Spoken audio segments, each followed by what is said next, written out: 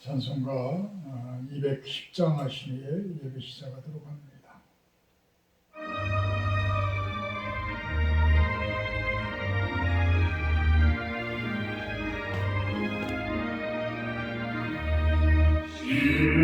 시온성과 같은 곳에 그의 영광하노라. 허락하신 말씀대로 주가 친히 세웠다. 반석 위에 세운 교회 은들 자가 누구야. 모든 원수의 박사도 아무런 힘없도다. 생명샘이 솟아나와 모든 성도하시니 언제든지 흘려넘쳐 부족함이 없도다. 이런 물이 흘러가니 목마를 자 누구야. 주의 은혜 풍족하여 넘치고도 넘친다.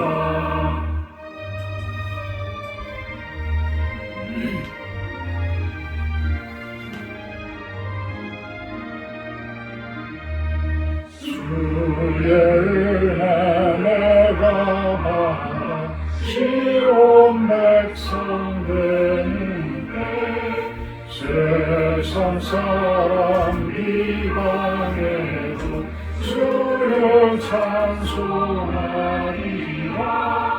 세상 헛된 모든 영광 아침 함께 같으나 주의 자녀 받은 모든 영원 무궁하도다.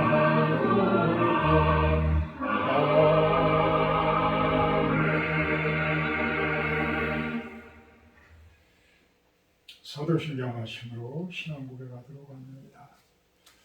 나는 전능하신 아버지 하나님 진실 창조주를 믿습니다. 나는 그의 유일하신 아들 우리 주 예수 그리스도를 믿습니다.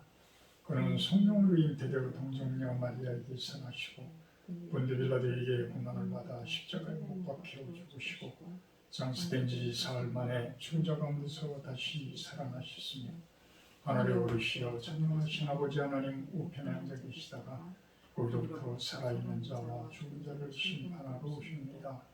나는 성령을 믿으며 거룩한 공교회와 성교교제와 죄를 용서받는 것과 몸의 부활과 영생을 믿습니다. 아멘. 25장 찬송하시니에 구정신 사모님 대표기도해 주십니다. 25장입니다.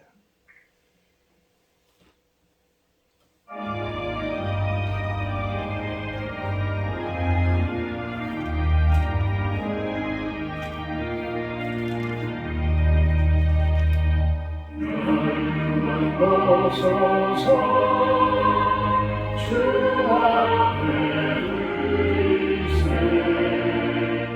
저 천사 기쁜 노래가 온 땅에 퍼지네. 영혼 앞에 여서 주 찬송하여라. 백성 죄를 속하신 하나님의 왕이세. 열려나서서 주 앞에 드리세. 그 손과 몸의 상처가 영광 주님 나네. 하늘의 천사도 그 영광 보고서 고난의 신비 알고자 늘 노하노라.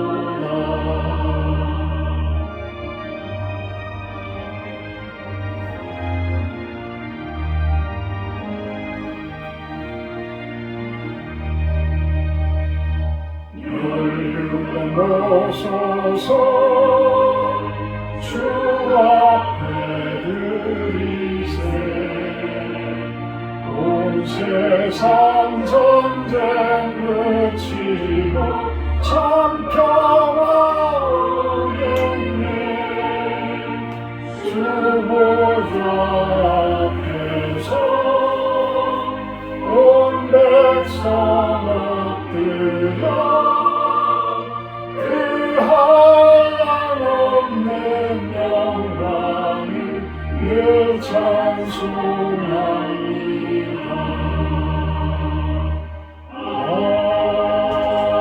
아멘.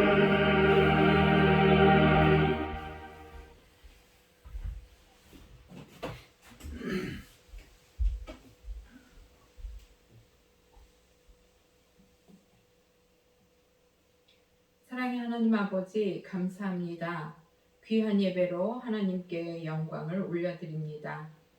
우리의 기도를 들으시고 눈물을 보시는 주님, 간절함으로 기도하고 예배하며 하나님을 찾는 진실한 예배자로 서기 원합니다. 늘 불평과 원망을 일삼는 이스라엘 백성들이지만 책망보다 한없는 사랑으로 당신의 백성들을 끝까지 사랑하시는 하나님을 찬양합니다. 그들은 복을 받은 자들이니라 하시며 발람에게 이스라엘 백성들을 저주하지 말라고 하시는 말씀 속에도 하나님의 마음속 깊은 사랑이 고스란히 담겨 있음을 봅니다. 불의한 삭슬 탐하는 발람의 교훈을 받으며 하나님을 섬긴다고 하지만 세상과 타협하고 세상이 주는 즐거움도 누려가며 그렇게 합리적인 신앙생활을 하는 저희들의 모습은 아닌지 제 자신을 깊이 돌아보며 하나님께 더욱 진실함으로 나아가며 정직함으로 나아가길 원합니다. 실로암 교회가 목사님을 통해 선교의 비전을 갖게 하심을 감사드립니다. 무엇보다도 교회의 부흥을 위해 합심해서 기도하고 전도하며 주신 선교의 사명을 성도들과 마음을 합하여 순종함으로 나아가기 원합니다. 아멘. 선지자의 이름으로 선지자를 대접할 때 선지자의 상을 받는다고 하셨습니다. 사랑하는 성도들 전심으로 러시아와 북한 선교를 위해 기도와 물질로 헌신할 수 있는 믿음 주시기 원합니다. 아멘. 공동체 모두가 같은 상급의 열매로 인도하심을 믿으며 마음이 하나로 모아지게 하여 주시옵소서. 이제 목사님 다음 달 선교지에 방문하게 됩니다. 더 깊은 하나님의 뜻과 인도하심을 받아 구체적으로 헌신할 수 있도록 인도해 주시고 토마스 선교사님과 구속부 선교사님을 일찍이 그곳에 부르셔서 그곳에 딱딱하게 굳은 영적 기반을 기경하게 하시고 저희도 또 이렇게 같이 합류할 수 있는 축복을 주심에 진실로 감사드립니다. 아멘. 작은 힘이지만 오병이어의 기적을 꿈꾸며 작은 정성을 올려드린 조은아 집사님, 오늘 암 수술을 잘 마치고 이제 회복 중에 있습니다. 사랑하는 여종을 축복하시고 강건하여져서 그 가정을 향하신 하나님의 특별하신 섭리와 계획 안에 순종으로 나아가게 하여 주시옵소서. 아멘. 주변의 암으로 고통받는 사랑하는 신정혜 집사님, 서재호 집사님, 이현주 권사님을 주님의 능력으로 치료하여 주셔서 하나님께 남은 생을 감사함으로 드릴 수 있는 귀한 지체들이 되게 하여 주시옵소서. 아멘. 이 시간 하나님의 말씀을 대언하시는 목사님께 성령의 기름 부으심으로 함께 하셔서 귀한 말씀이 생명의 양식이 되게 하여 주시옵소서. 아멘. 모든 예배의 시종을 주님께 의탁하오며 사랑 많으신 예수님 이름으로 기도합니다. 아멘.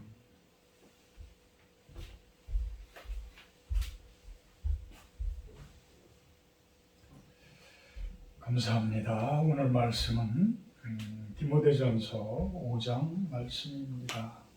디모데전서 5장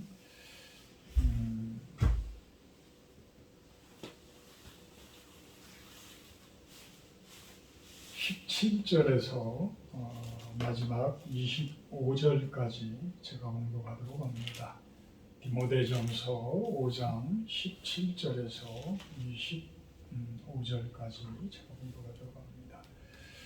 잘 다스리는 장로들은 배나 존경할 자로 알되 말씀과 가르침에 수고하는 이들에게는 더욱 그리할 것이니라. 성경에 일렀으되 곡식을 밟아 또는 소의 입에 망을 씌우지 말라 했고 또 일꾼이 그 삭슬 받는 것은 마땅하다 했느니라. 장로에 대한 고발은 두세 증인이 없으면 받지 말 것이요 범죄한 자들을 모든 사람 앞에서 꾸짖어 나머지 사람들도 두려워하게 하라. 하나님과 그리스도 예수와 택하심을 받은 천사들 앞에서 내가 영원히 명하노니 너는 편견이 없이 이것들을 지켜 아무 일도 불공평하게 하지 말며 아무에게나 경솔히 안수하지 말고 다른 사람의 죄에 간섭하지 말며 내 자신을 지켜 정결하게 하라. 이제부터 물만 마시지 말고 내 위장과 자주 나는 병을 위하여는 포도주를 조금씩 세라. 어떤 사람들의 죄는 밝히 드러나 먼저 심판에 나아가고 어떤 사람들의 죄는 그 뒤를 따르나니 이와 같이 선행도 밝히 드러나고 그렇지 아니한 것도 숨길 수 없느니라. 아멘. 오늘 말씀 제목은 교회 리더자들의 자세 이렇게 정해봤습니다. 교회의 리더자들은 과연 어떤 자세로 교회에서 헌신하고 그곳에서 사역을 감당할 것인지 그것을 디모데에게 사도 바울은 편지를 통해서 그 리더자들은 이러이러한 사람들을 세우고 이러이러한 사람들은 세우지 말라 이런 것들을 이야기를 해요. 그래서 교회의 참된 리더자들의 자세는 어떤 모습들이 되어야 할지 그 부분을 오늘은 디모데전서 5장을 통해서 한번 살펴보도록 합니다. 오늘은 참 또 암울한 날이기도 합니다. 이스라엘이 미사일을 쐈는지 아니면 이스라엘 말대로 자기네들끼리 오류가 나서 그것이 병원으로 떨어져 버렸는지 병원에 자그마치 500명 정도의 환자들과 의사들과 이런 분들이 계셨었는데 그분들이 다 죽게 되어지고 부상당한 사람들만 거의 한 1,500명 정도가 된다라고 합니다. 참 그로 인해서 바이든 대통령이 어제까지만 하더라도 이집트나 그 레바논 주변에 있는 팔레스타인 해방기구에 수장되는 그분들과의 그 회담이 있었는데 그 회담이 결렬이 되어버렸어요. 결렬이 되어버려서 결국은 이스라엘만 지금 가서 아마 만나고 있는 그런 상황인 것 같은데 참 이스라엘의 예루살렘 성지죠. 성지예요. 시온산성이라고도 이제 유대인들은 시온산성이라고 해서 다윗 왕이 그곳에 성을 만들었기 때문에 시온산성이라고도 하죠. 이스라엘 민족이 AD 70년에 로마에게 완전히 멸망당하고 또 한 번은 136년인가 또 한 번 완전히 흩어짐을 당하면서 그 지금의 가나안 지역에는 들어가지를 못했었죠. 그런데 그들이 이제 유럽에서 계속해서 지내면서 돈들을 워낙 많이 가진 그러한 재정적으로 큰 역할들을 하는 그런 모습들로 서게 돼요. 그러면서 유럽뿐만이 아니라 이제는 미국의 경제적인 부분에는 엄청난 그러한 힘을 막강한 힘들을 갖게 되어지죠. 그러면서 2차 대전에 그 히틀러로부터 10년만 정도 되죠. 그 유대인들이 아주 대량 학살을 당하면서 그들이 이제는 안 되겠다. 우리도 나라를 가져야 되겠다. 나라를 잃어버린 그러한 모습 가지고는 견딜 수가 없다. 그래서 시오니즘이라고 해서 시온성을 되찾자라는 그런 슬로건 하에 많은 유대인들이 지금의 가나안 땅, 지금의 이스라엘 땅으로 들어와서 이제 땅도 사고 그곳에서 지내게 됩니다. 그러면서 그 전에는 이제 식민지가 영국의 식민지 뭐 이런 상태로 있으면서 영국이 그것을 양쪽에다 다 팔아먹었어요. 이스라엘에게도 팔아먹고 팔레스타인 쪽에서도 이게 더 팔아먹고 이러면서 그 분쟁이 이제 시작이 되어졌던 거죠. 그러면서 이스라엘이 워낙 큰 힘을 가지고 있었기 때문에 48년도에 나라를 설립을 하면서 이스라엘이라는 나라를 설립 공포를 하는 그날에 아랍 민족들이 결성을 해서 전쟁에 대한 선전포고를 해버립니다. 그래서 48년도부터 전쟁이 일어나서 지금까지 그들은 거의 항상 거의 전시 상태. 이스라엘 민족들이 힘이 강하니까 이제 그 중동 여러 차례의 중동 그 전쟁을 다 승리로 이끌죠. 그러면서 팔레스타인 그 블레셋 민족이라고 이제 성경에는 나오는데 이제 여러 민족들이 이렇게 그 섞여져 있지만 원래 블레셋 민족은 그 해안 그 다른 그 섬나라 쪽에서 이렇게 들어왔다고 그래요. 그런데 하여튼 팔레스타인이라는 그 명칭이 블레셋이라고 하는 명칭의 연장선이다라고 보면 될 것 같아요. 뭐 처음부터 하여튼 삼손 시대, 뭐 사사 시대 때부터도 이 블레셋 민족하고는 거의 원수 같이 지냈죠, 이스라엘은. 근데 이제 그렇게 중동 전쟁에서 승리를 하면서 이스라엘이 완전히 그냥 가자 지구와 웨스트뱅크 쪽으로 완전히 나눠서 웨스트뱅크 쪽은 그래도 유대인들이 계속 들어가서 이렇게 이제 같이 살면서 그런대로 그래도 평화가 유지가 되어지는데 이 지금의 이제 갑자기 생각이 안 나네. 하마스. 아니 하마스가 있는 그 지구가 가자. 죄송합니다. 요즘에 이렇습니다.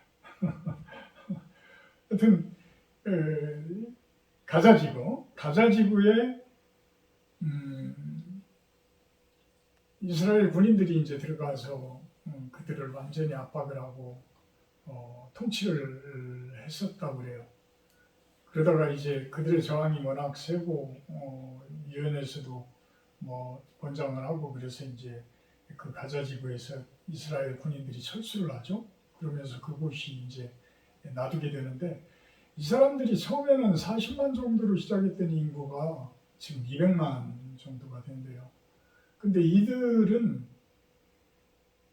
우리가 예전에 일제 식민지 때에 그 독립을 주장했고 해방을 주장했던 그 모습보다도 훨씬 더 강한 그러한 그 항쟁을 하고 있죠. 그래서 뭐 평상시에도 그냥 테러가 일어나고 이럴 정도로 그래서 모든 것들을 장벽을 쌓아서 이스라엘이 다 막아버리고 제일 남쪽으로는 이제 이집트하고 국경이 이제 그 몇 킬로 요 정도 이제 이렇게 접해져 있는데 그거 외에는 다른 나라로 갈 수가 없고 삼면을 다 이스라엘이 다 막아버리고 힘의 논리에 의해서 압박을 가하고 있었던 거죠. 그런데도 그들은 어떻게 수도 없이 많은 미사일들을 만들어서 이번에 5,000발을 쏴버리는 거예요. 그러고도 지금도 계속해서 미사일을 쏘고 있다고 합니다.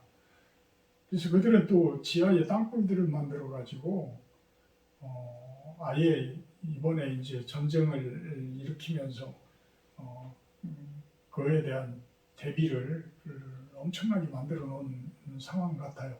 그래서 이스라엘이 지상군을 이제 투입을 하려고 지금 완전히 그 땡크니 뭐니 뭐 다 해가지고 준비들을 하고 있는데 바이든이 사실은 좀 말리러 지금 오늘 온 것 같아요. 오늘 간 것 같아요. 근데 제가 왜 이런 말씀을 드리냐면 그곳에 유대인과 우리 기독교의 예수님이 베들레헴에서 탄생하고 예루살렘에 가서 십자가에 못 박혀 돌아가시고 이런 성지예요.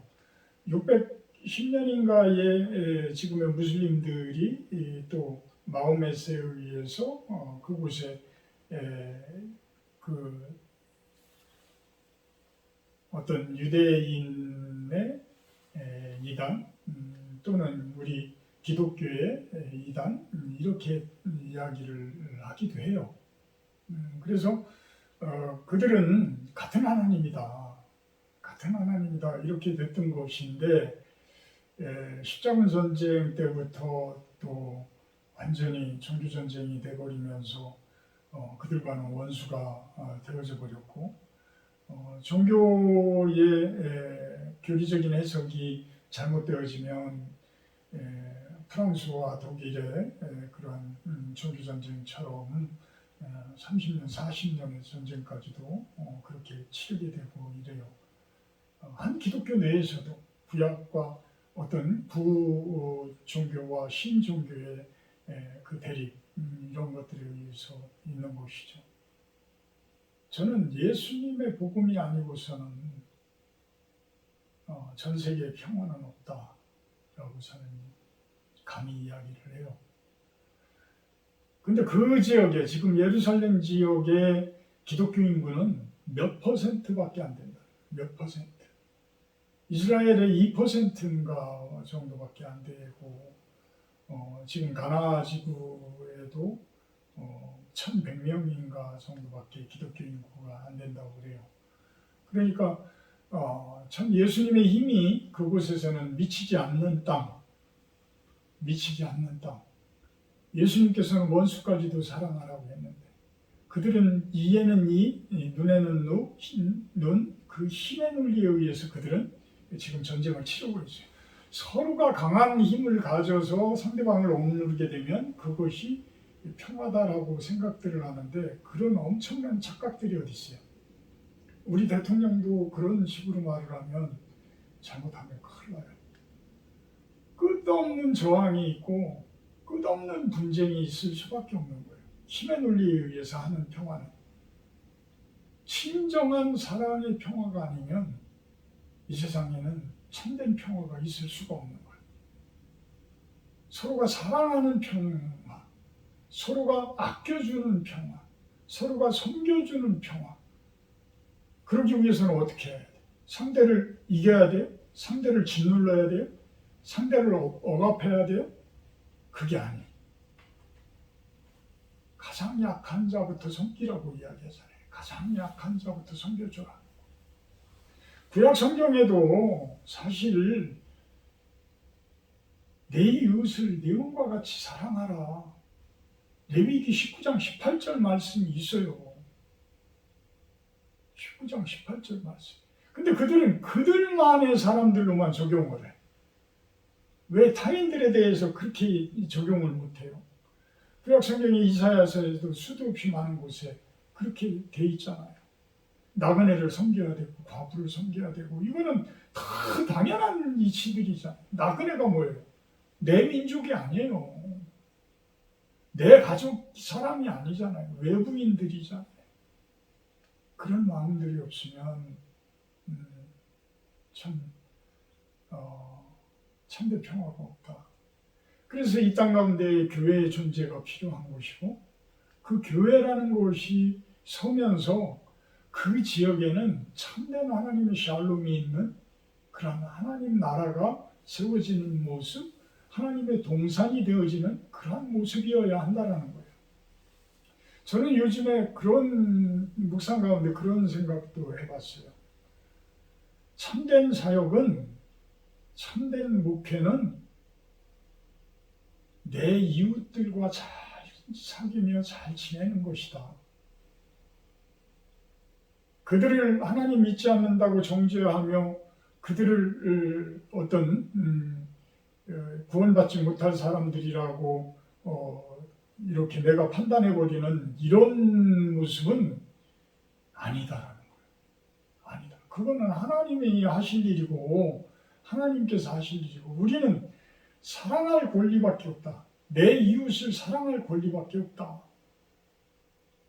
그것이 의무이자 권리다. 이웃 사람들과 잘 지내는 것, 우리 주변에 있는 분들과 좋은 관계를 맺고 잘 지내는 것, 이것이 하나님의 가장 큰 계명의 실천이다. 그렇다고 본다 그러면 그것같이 좋은 사역이 어디 있겠어요? 목회가 어디 있겠어요? 이스라엘의 평화, 우리 대한민국의 평화, 예수 그리스도의 그 사랑의 샬롬이 아니고서는 결코 제대로 된 평화가 있을 수가 없다. 있을 수가 없다.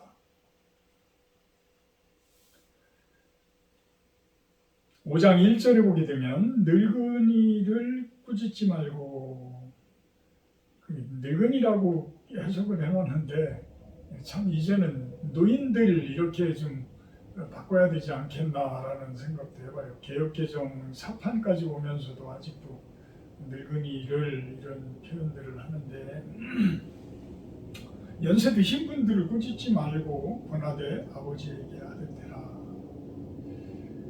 교회에 연세 드신 분들, 그분들을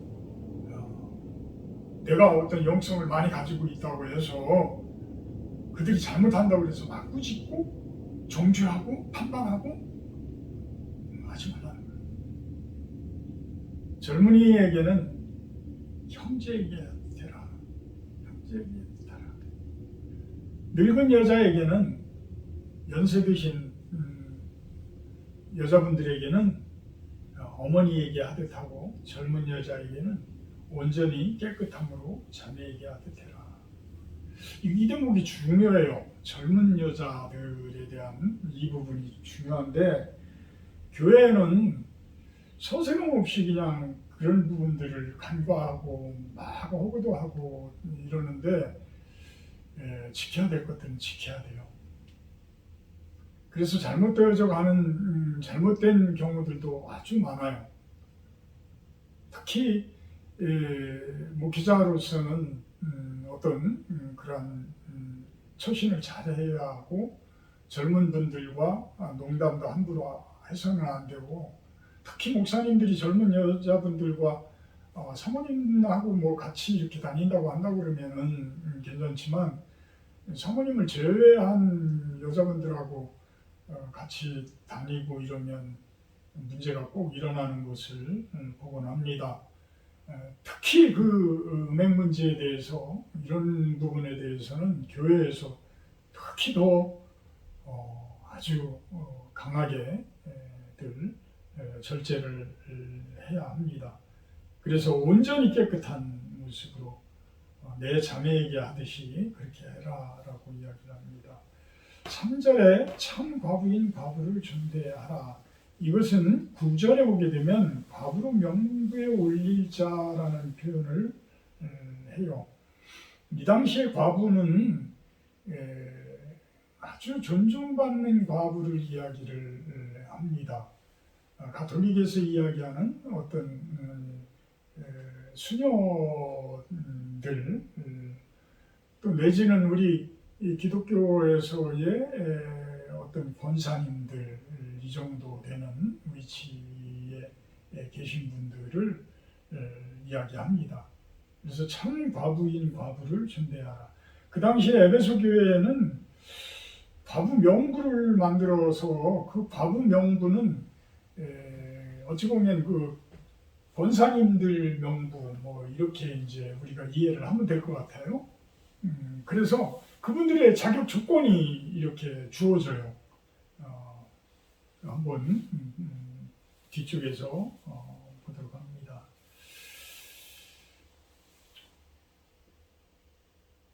5절에 보면 참 과부로서 외로운 자는 하나님께 소망을 두어 주야로 항상 간구와 기도를 하거니와.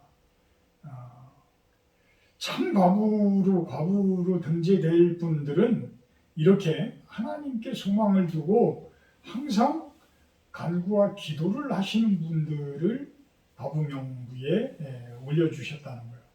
근데 6절에 보면 그런 분들이 계셨나 하면 그렇지 않고 향락을 좋아하는 그런 모습들, 그 당시에는 상당히 풍요로운 모습이었나 봐요. 이 에베소나 이쪽에는 로마 시대에는 뭐 지금보다도 오히려 더 풍요로운 그러한 삶들을 누렸다고 하잖아요. 그래서 로마 사람들이 이렇게 연애를 베풀고 그러면 토해가면서도 먹었다. 토해가면서. 그리고 이 성적인 문란은 말도 못하고 성적인 문란은. 그래서 이 성적인 문란 부분에 대해서 기독교는 아주 강하게 성경에서 사도 바울은 이야기를 해나가고 있는 거예요. 그래서 향락을 좋아하는 자는 그들이 살았다라고 생각들을 하지만 결국은 뭐라고요? 죽은 사람들이다. 죽은 사람들이다. 적어도 우리 과부명부에 들 권사님들은 책망받을 것이 없게 해라. 책망받을 것이 없게 해라. 7절에 그 이야기를 합니다. 그러면서 8절에 누구든지 자기 친족 특히 자기 가족을 돌보지 아니하면 믿음을 배반한 자요 불신자보다 더 악한 자다. 과부가 집안에 있다면 돌봐야 된다라는 거예요. 돌봐야 된다.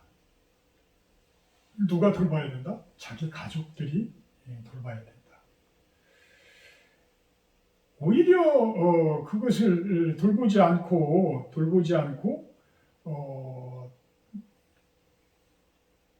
교회대로 돌보게 한다 그러면 그것은 잘못된 일이다라고 또한 이야기를 합니다.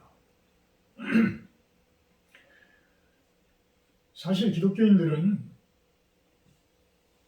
가장 먼저 해야 할 일은 나를 예수님 닮은 사람으로 거룩하게 하는 거잖아요. 영적인 건강함이에요. 그죠? 나의 하나님 나라, 내 안에 있는 하나님 나라가 드러나게 하는 것이 첫째가 하는 목적이에요. 두 번째는 내 가정교회를 바로 세우는 거예요. 내 가정교회. 그렇기 때문에 자기 가족들을 돌보지 아니하는 자는 믿음을 배반한 자요 불신자보다 더 악한 자라고 이야기를 하는 거예요. 그래서 우리 가정은 서로 돌봐요. 서로 부족한 점들을 채워가면서 서로 돌봐야 돼요. 서로 아픈 점들을 찔러가면서 결국에는 갈라지고, 요즘에는 뭐 아주 갈라지는 일이 너무 흔한데 성경에서는 절대 그렇게 하지 말라고 그러죠. 서로 부족한 점들을 채워가며 가정교회를 온전히 세워라. 9절에 과부로 명부에 올릴 자. 10절에 그런 분은 선한 행실의 증거가 있어야 되고 자녀를 양육을 잘 했던 사람, 나그네를 잘 대접했던 그러한 분들, 성도들의 발을 씻으며 온갖 어려운 일들을 다 뒷바라지하고 돌봐주었던 그러한 분들, 환난당한 자들을 구제하고 선한 일을 행한 자들을 과부의 명부에 올려라. 우리로 이야기하면 권사님의 직분을 주어라. 사실 권사님들 보게 되면 연세 많으신 이제 지긋한 권사님들 보시게 되면 젊어서 교회에서 얼마나 헌신을 많이 하고 좋은 일들 많이 하셨어요. 그만한 대우들을 젊은 우리 집사들이나 이런 분들이 대우를 해드려야 되는데 그렇지 못해서 그런지 그분들이 가끔 가다가 참 싫어하실 때도 있고 그런 모습들을 보곤 해요. 물론 대우를 받으려고 하시는 그런 부분들도 이해가 못 되는 것은 아니지만 그래도 끝까지 온유한 모습을 이렇게 지내는 것이 훨씬 더 좋은 모습이 아닐까라는 생각도 해봅니다. 그러면서 11절에 젊은 과부는 과부의 명부에 올리지 말아라. 왜 그러냐면 아직도 정욕이 팔팔 살아있기 때문이고 그리스도를 배반하게 되면 시집가게 되어지고 처음 믿음을 저버리게 되고 또 집집으로 돌아다니며 쓸데없는 말을 많이 하고 일을 만들며 마땅히 아니할 말을 하고 다닌다. 그렇기 때문에 자격이 없는 분들은 리더자로 세워서는 안 된다. 여자분들도 리더자로 세워서는 안 된다. 그런 이야기를 하고 있는 것입니다. 그러면서 17절에 장로에 대해서 이야기를 하는데요. 그 당시에는 이제 장로를 세운 디모데를 통해서 장로를 에베소 교회에 세웠는지 아니면 사도 바울이 장로를 세우고 그들을 양육하게 했는지는 모르겠지만 장로들에 대한 그 자세와 그들에 대한 대우 이런 부분에 대해서 이야기를 합니다.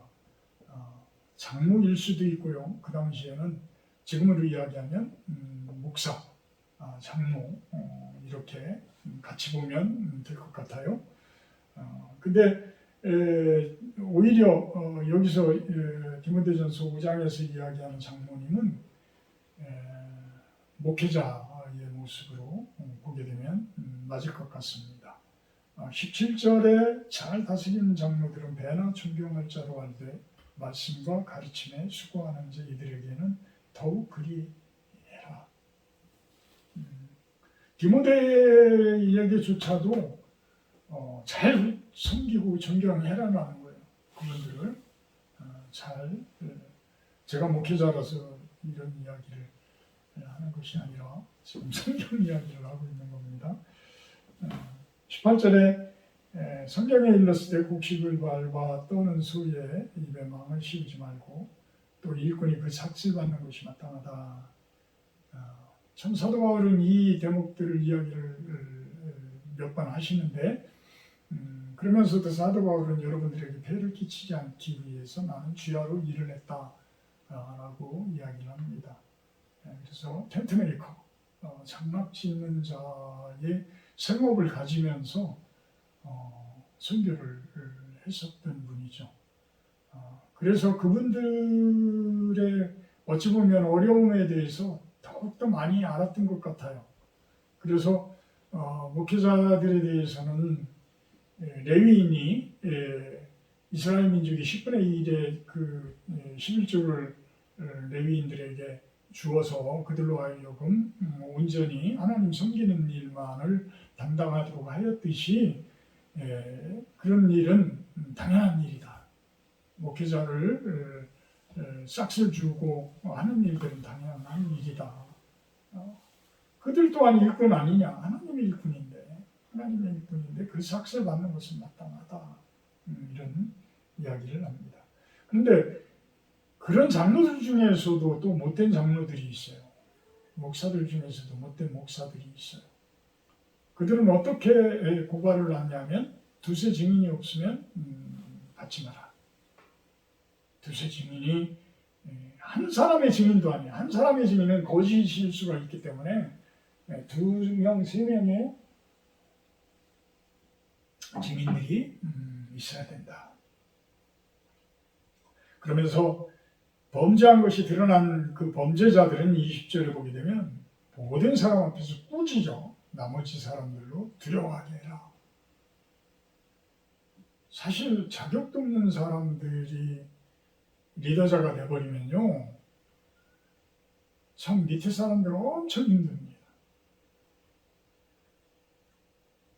담임 목사가 엉망이 돼버리면요, 교회 성도님들이 진짜 엄청나게 힘들어요. 엄청나게 힘들어요. 그래서 교회 리더자는 그냥 명예가 아니에요. 참 두려워해야 할 그런 직분인 거예요. 저는 어떤 노예나 총회나 이런 데서 자꾸만 어떤 감투를 쓰려고 하는 목사님들 보게 되면 그만한 인격을 갖춘 분들이라고 그러면 얼른 시켜드려요. 오히려 보내요. 저는 여러 번 권함을 받았지만 저는 거절을 합니다. 아직 부족한 것이 많다라고 저는 생각을 하기 때문에 거절을 해요. 그 위치가 결코 쉬운 위치가 아니거든.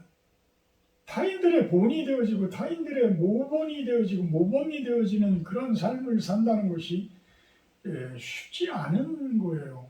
근데 어떤 분들은 참 그 명예욕에, 그 명예욕 때문에 막 돈까지 싸들고 가서 돈을 줘가면서 총회장이 되려고 하고 노회장 안 시켜준다고 맨날 싸우고 이런 모습들은 참 아니다. 우선 첫째의 자격은 인격이에요. 예수 그리스도를 닮은 인격, 예수님의 인성을 가진 자, 예수님의 인성으로 내 인성이 세워진 자. 그래서 22절에 그 이야기를 합니다. 아무에게나 경솔히 안수하지 말고 다른 사람의 죄에 의해 간섭하지 말며 내 자신을 지켜 정결하게 해라. 디모데에게 이거는 강한 부탁이기도 하고 명령이기도 한 거예요. 경솔히 아무나 안수해서 장로를 세우지 말라는 거야. 목사를 세우지 말라는 거야. 경솔히. 참 담임 목사 한 분 세우는데도 교회들이 얼마나 힘들어하는지 압니까? 엄청난 풍파가 휩쓸고 가잖아요. 담임 목사를 그냥 경솔히 세웠다가 결국은 그 목사를 다시 내보내고 다시 세우고 이런 모습들. 아니면은 교회가 막 갈라지게 되고, 그 큰 사랑의 교회 같은 경우에도 갈라졌잖아요. 얼마나 힘들어. 절대 경솔히 안수하지 말아라. 경솔히 안수해준 목사들이 너무 많아서 대한민국에 이렇게 힘들어진 교회가 이렇게 힘들어지는 것 아닌가라는 그런 생각도 해봐요.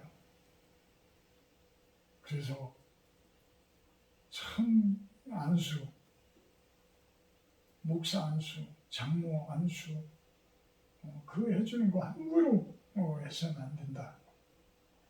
또 함부로 받으려고도 하지 말고, 어차피 그 목사가 된다라는 것, 장로가 된다라는 것은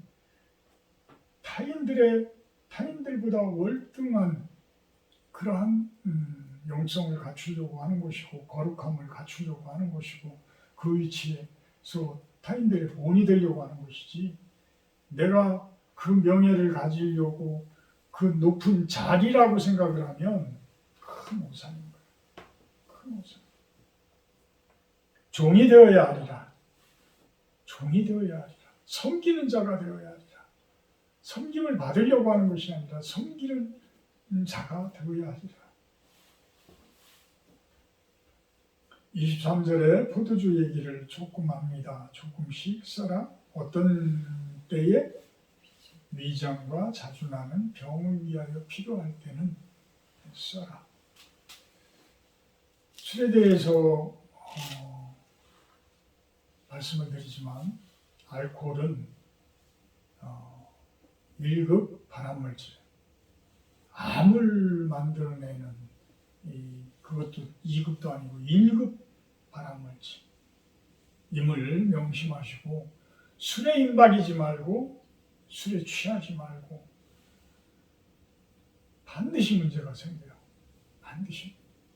어떤 질병을 위해서 조금씩 쓰고 이런 것들은 지금 사도 바울도 이야기를 하고 있지만 그걸 너무 많이 마셔서 술이 취해버린다든지 이런 모습들은 저는 신부님들이 이 술을 마시는 걸로 알고 있는데 그분들이 얼마나 술에 대해서 잘 절제를 하는지 사실 조금 의심도 가요. 사람이 술이 술을 먹지 사람이 술을 먹는다라고 이야기를 하지 않죠. 사람이 술을 먹을 정도가 돼야 되는데 술이 술을 먹을 상황까지도 가게 되면 그들은 반드시 실수를 하게 되기 때문이에요. 24절, 25절에 죄는 밝히 드러나기도 하고요. 선행도 밝히 드러난다 이거예요. 다 드러나게 돼 있다. 아무리 우리가 감추더라도 다 드러나게 돼 있다. 나만 모르지 타인들은 나의 그 죄성들을 다 알아요. 내가 하는 선한 일들을 타인들은 이미 다 알아요. 나만 모르는 것 같이 받아들이고 있을 뿐이지, 감추고 있는 것 뿐이지, 사실 아무리 감춰도 드러나게 돼 있습니다. 성경 말씀에 그 이야기를 합니다. 기도합니다. 하나님, 교회에서 우리 성도들을 대하는 그러한 태도에 대해서도 이야기를 하고, 또한 교회의 리더자들에 대해서 어떤 자세를 가져야 하는지, 그들을 어떻게 섬겨야 하는지에 대해서 디모데전서 5장에서는 이야기를 합니다. 하나님, 성경에는 틀린 말씀이 없습니다. 그러기에 하나님의 말씀입니다. 예수 그리스도의 복음입니다. 허투루 듣지 않게 하시고 그 말씀 가운데서의 나를 바라보게 하시고 나의 그 마음속 깊은 곳까지 조용하게 하셔서 모든 것들이 감추어도 드러난다는 것 우리가 알고 깨닫고 나 자신을 회개하며 정화하며 거룩한 모습으로 세워져 가게 하여 주시옵소서. 예수님의 이름으로 기도합니다. 327장 찬송하고 주기도문으로 마치도록 합니다.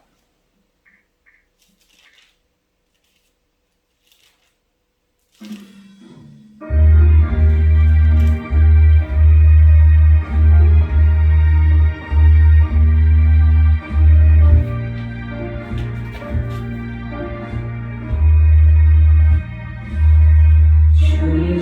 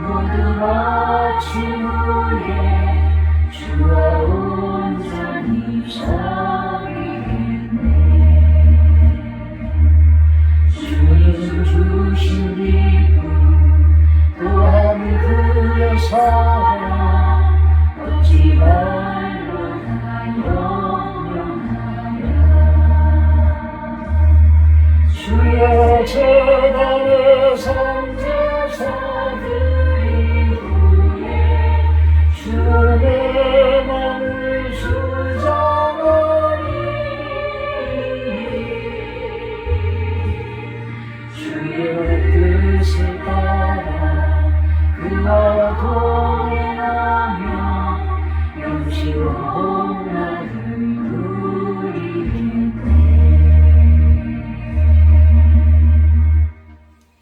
아멘. 하늘에 계신 우리 아버지여, 이름이 거룩히 여김을 받으시오며 나라의 마옵시며 뜻이 하늘에서 이룬 것 같이 땅에서도 이루어지이다.